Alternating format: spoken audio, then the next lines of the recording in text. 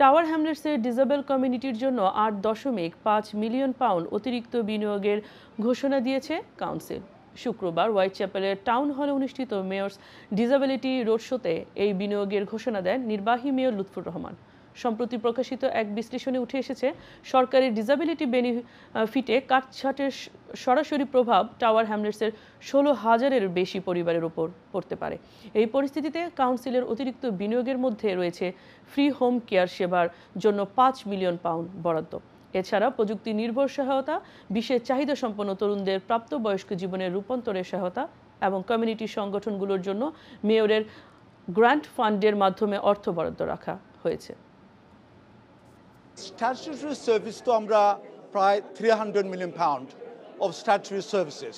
Home care alone, we provide about 250 million pound. Then another 50-60 million pound in other statutory services.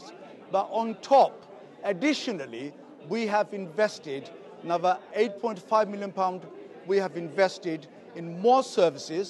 Today has been a fantastic event, bringing lots of members of the community and the voluntary sector and the council together to think about disability in Tower Hamlets.